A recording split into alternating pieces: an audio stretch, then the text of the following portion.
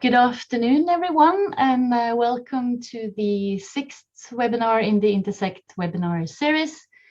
It's my great pleasure to introduce two speakers today, Professor Göran Larsson, professor at University of Gothenburg, and Professor Torkel Brekke at OsloMet. Both are co-members of the INTERSECT research team, and we are much looking forward to their presentation today of their sub-project within INTERSECT, which is the sub-project on Wikislam. The title of their talk is The Scientification of Islamophobia, the case of Wikislam. Göran and Torkel will speak for approximately 30 minutes, and then we will have an open Q&A session. Please send your questions in the question sections at Zoom. We have locked the chat function. The talk, but not the Q&A session, will be recorded, and for that reason, we will not do video participation for the attendees. So, without further ado, it is my pleasure to give the floor to Göran and Torkel. Thank you very much. I think we should start by Torkel. Do you share the screen? Okay. Thank you very much.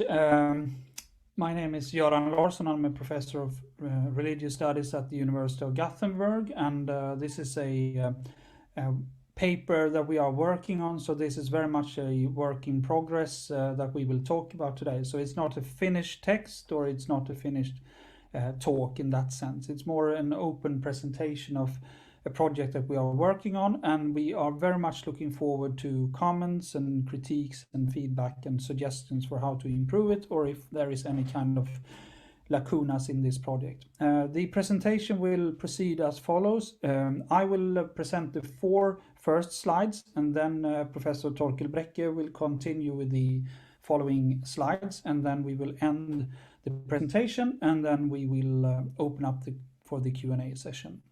So the preliminary title for our presentation is The Scientification of Islamophobia and the Role of Wikislam. Next slide, please. So just a background, what is Wikislam? Before I give some general presentation of this, it's a kind of online portal that's been around since 2005.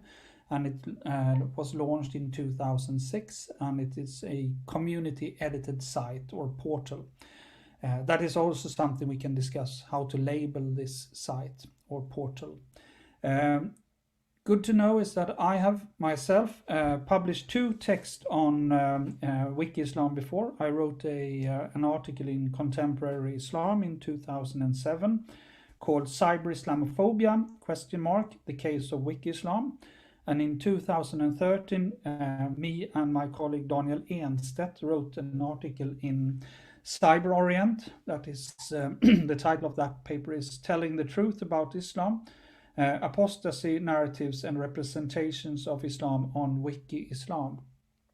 The background of Wikislam is that, according to the information posted on the earliest versions of this portal, is that those who got together and constructed this site were upset by the fact when they published or edited text on Wikipedia, their comments were often changed and distorted according to their opinion. So for that reason, they wanted to start a site on their own, which was given the name Wikislam. And the whole idea was that people could post text on this Wikislam. So it emulates or copies more or less the layout of Wikipedia, which is interesting too. So both Wikipedia and Wikislam are community edited sites, so there are a lot of similarities there. The initiative was taken by the ex-Muslim Ali Sina, and it was also done in collaboration with the network Faith Freedom International. And according to estimations, there is around 100 to 300,000 monthly visitors. And what we are going to talk about in this presentation and in the text we are preparing is the idea of how this site frames their discussions about Islam and Muslims. And in bold marks here, we can see question mark here, Wikislam, and this is a quote, Wikislam aims to provide accurate and accessible information from traditional and critical perspectives on the beliefs, practices, and development of Islam. Next slide, please. So, for this specific presentation and for the text that we are planning, it is we have been interested in the transformation that WikiIslam has underwent. Some years ago, they had a kind of makeover, and they have undergone a major revision and cleanup of the site. They claim that they are less unbiased and less hostile towards Islam. So they have introduced a policy, a zero tolerance policy on hateful, misleading, unencyclopedic and polemical contents. So they want to have a more as we argue, they are framing this as a new scientific outlook in order to improve the content, professionalism and reliability of the website. And the bold question marks here, or quotations, are taken from WikiIslam. So next slide, please. So in this text we have, we start from two claims. As the first bullet point says, some Islamophobic activities and milieus work to anchor prejudice against Islam and Muslim in what they see as scientific arguments about the nature and history of Islam. And Torkel will soon elaborate on what we mean by scientification and also how we define Islamophobia in this text. But scientification is a process that is often used for both boosting one's own points of view, but also for criticizing others. So it's a way of framing their ideas. So in this text, we argue that WikiIslam can also be seen as a case that is trying to use a kind of scientification in order to pose critique of Islam and Muslims. And we will also end this talk by saying that from the earlier studies and also in this study, we can clearly see that they have a kind of scientific, they want to address these questions by a scientific approach, but at the same time, they are also cherry picking and choosing different aspects of what to present and not to present. And that is something we can discuss. So the next slide, and now it's your turn, Torkel, if I'm correct. Right. Okay. Thank you, Göran. Yeah. So as you started saying, this is very much a work in progress, and I think that's a main goal here is to get some good feedback. And Göran has explained sort of the point of departure, WikiIslam, and our sort of ideas, our hypothesis, you could say, and I'll go a little bit more into what we're actually looking at in terms of the data that we try to use and so on. So I don't think we'll spend a lot of time discussing the difficult question of definitions. I mean, Islamophobia is a highly contested concept, obviously. We have taken a very pragmatic approach here. We follow, to some extent, the definition offered by Erik Bleich in a highly cited article from 2011, where he has a very sort of a minimum definition of Islamophobia as indiscriminate negative attitudes or emotions directed at Islam or Muslims.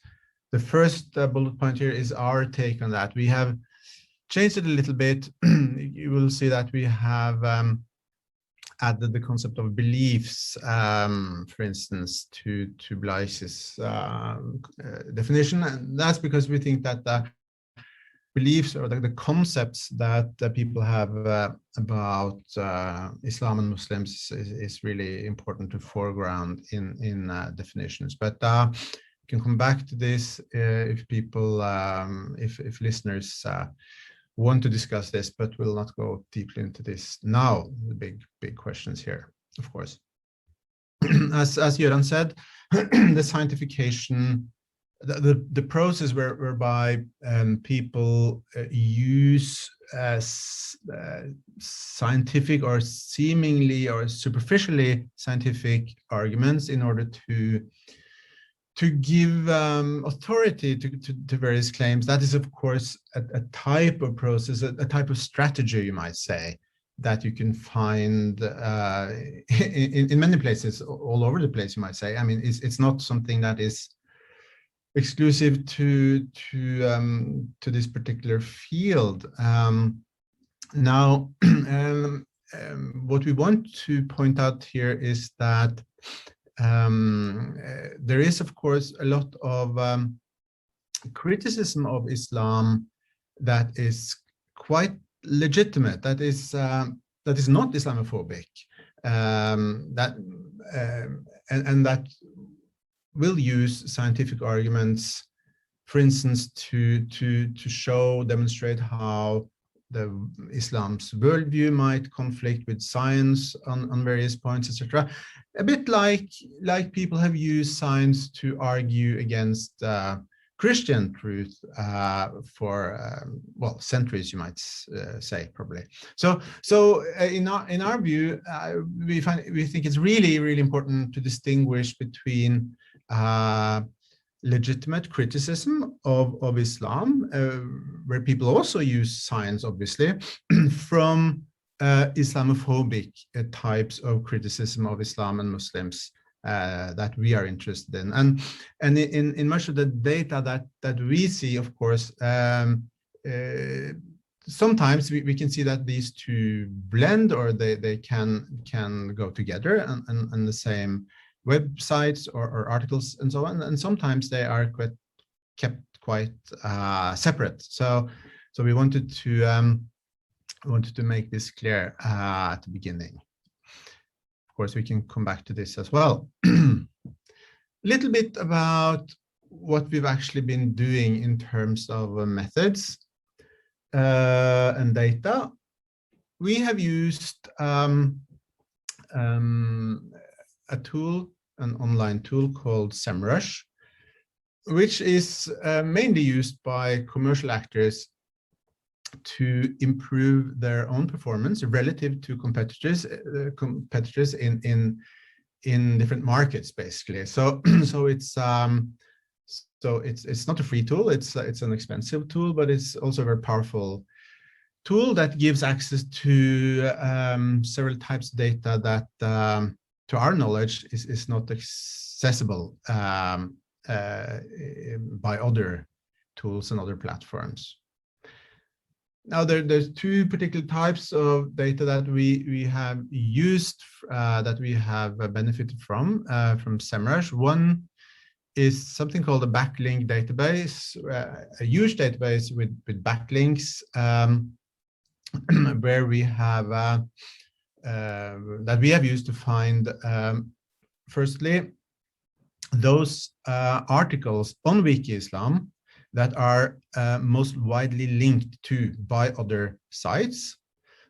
Okay, so obviously Wikislam has a number of different articles about Islam, and some of them are much more used, much more linked to by other websites. So that's one way into this. Secondly, we have used the backlink database to have a look at, okay, what are the most important websites that link to Wikislam? And we can say a little bit more later about what that means. But SEMrush has a particular way to score the authority of different websites. So we'll return to this. So the backlink database is one source. The other main source is something called the search engine database, where we basically look at traffic from Google, meaning basically that when people all around the world search for terms related to Islam, what are the articles on Wikislam that they are most likely to visit, to land on, basically. So as you can see, this is these are very different aspects of the traffic to Wikislam. The second one, the search engine database, is about individual searches on the most important web browser, Google. And final bullet point here, SEMrush organizes the search engine database according to country, so that we can see also what types of searches, what types of articles are most popular according to country. And we are hoping, at least we have started doing some work trying to find out if that can help us find patterns in how Wikislam is used from different countries, basically. We'll see, and we'll be happy to have feedback about these methods and these attempts. So the next three slides, I'll try to explain as simply as possible what we have done and what we have gotten out of these methods this far. So these this is simply a list of the 10 articles that are most widely, most intensively linked to by other websites. And this was well, it was not a given that it's easy to compile such a list, and mainly because there are many sort of irrelevant links. I mean, some places you can find a high number of links that are not genuine, or that they're not unique backlinks. So this is so this list gives us an impression of what are the really important articles on Wikislam in terms of what is linked to by other websites, right? So you can see here, and much of that work that we do in this project, in this article, is of course not only to make this list, but we see our work in this article as mainly qualitative. Actually, we want to go into, obviously we go into the articles here and see how they present aspects of Islam. And as I'll show in the next couple of slides, we also look at the contents and the context of use. But you can see here that on the top of the list here is an article on Wikislam called List of Killings Ordered or Supported by Muhammad. We have the Heavenly Virgins. We also have something, well, seemingly neutral, called Compendium of Muslim Texts. But then we have Islam and Pedophilia, Muhammad's marriages, etc. Another way into this, another approach, perspective on this, is to look at what we see as the important sites linking to Wikislam. And what we've done here in this list is to tell our tool to use SEMrush to find the 10 most important, that meaning the 10 most authoritative websites containing at least 3 links to Wikislam that we can find on the net. In the left-hand column, you see something called, that we have abbreviated AS. That means authority score. That's a score that is simply a measure of the authority of the website in question. So you see, Wikipedia has an authority score of 96, which is almost 100. 100 is the maximum authority score that SEMrush can give to any website. So what we have here is a list of websites with very high authority scores and at least 3 backlinks to WikiIslam. And one part of our work has simply been to go into these websites and read. Some of them obviously had to be translated. For instance, on second place here is a Czech website, news and commentary website, very, very important one actually, but had to be translated from Czech. Many of the others are in English.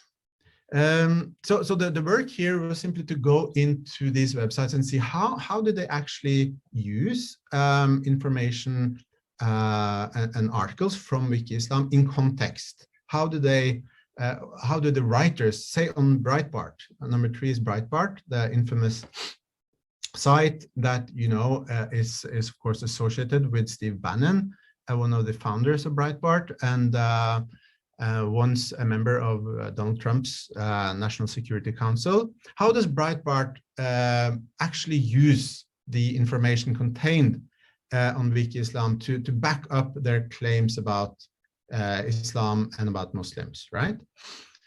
There may be several websites here that you have not heard about. For instance, the WorldNet Daily, which was established by Joseph Farah, evangelical Christian conspiracy theorist, and also part of the Tea Party movement. The Blaze started by Glenn Beck, also a very famous TV personality on the far right in the USA. PJ Media, also actually quite full of far right commentary, propaganda, you might even say, and so on. So what I'm saying is that many of these websites are really quite far right, but not all of them, of course. NamoWiki is, for instance, the Korean encyclopedia, Wikipedia-like encyclopedia on the internet. So this has been an interesting way of going about sort of doing the research on how is WikiIslam actually used in context. That's what we want to try to describe in the article that should come out of this, or that is we are writing as we speak, of course, about this data. Let's see, next, sorry. The next we wanted to show you is how we use the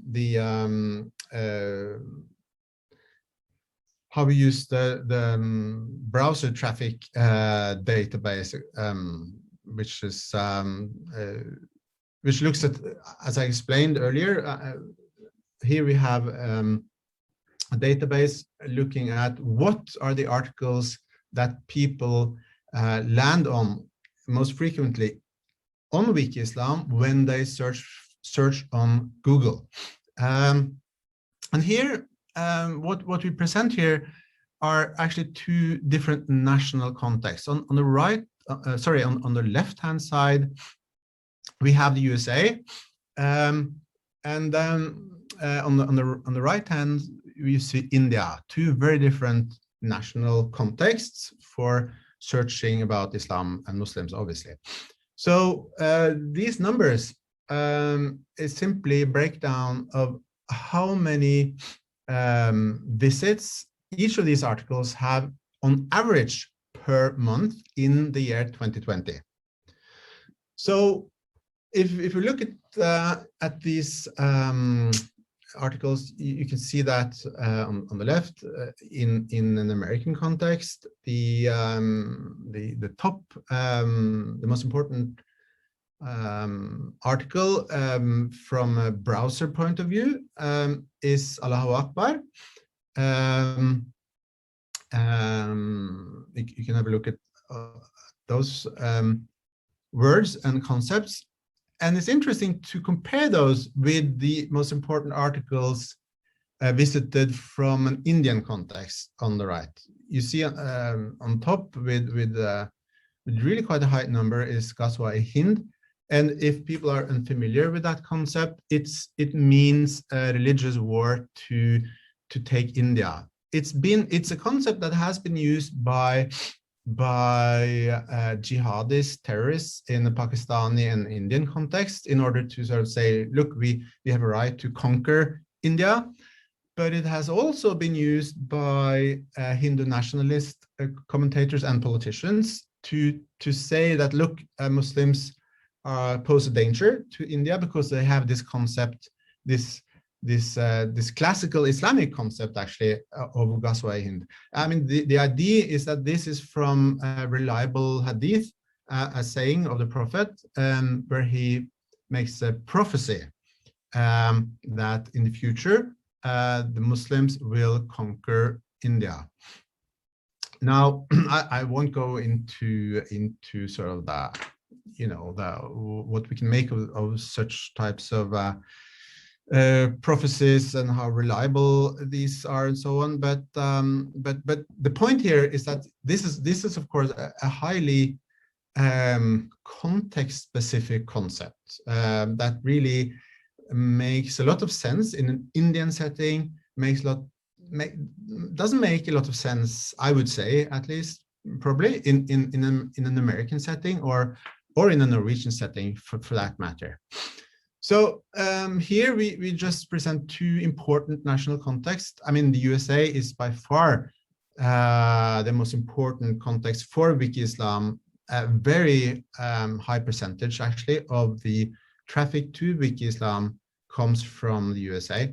But we're going to look into this and see if maybe it makes sense to, in our article, to compare, like we've done here, USA to India, and maybe perhaps one or two more national contexts to see if there are interesting differences in the way that in the significance of Wikislam to various national audiences, basically. So that's the idea here. And you can also see that some of the articles that pop up on the Indian column are, I mean, particularly the last one, Michael Jackson, is interesting. I could also mention in the middle of the Indian list, there's a concept called Bhavishya Purana, which is basically a Purana, a text, a Hindu text about the future, about a prophecy about the future. And there is an idea that this text has prophesied that Muhammad will be born and that Islam will arise and so on. Now, again, it's highly disputable. The dating is difficult and so on and so on. So I won't go into the text critical questions of that particular concept. But again, we see that it's highly context specific to an Indian audience of internet users.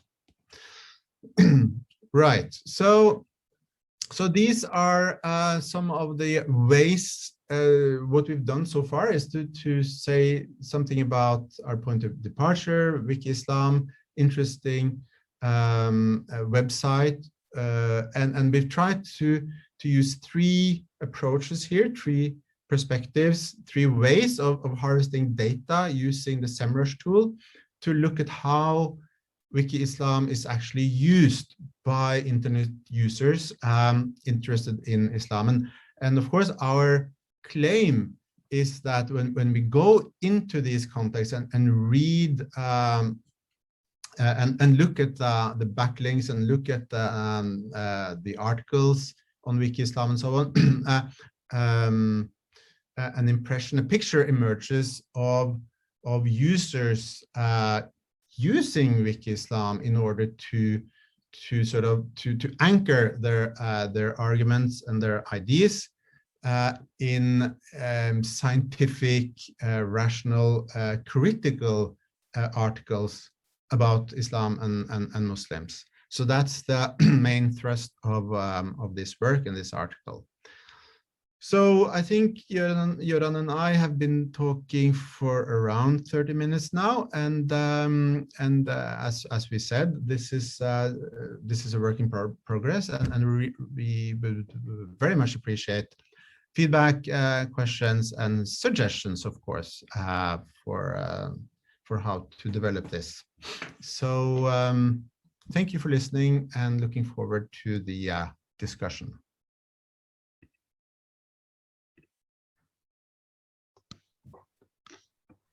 Thank you, Göran and Torkel.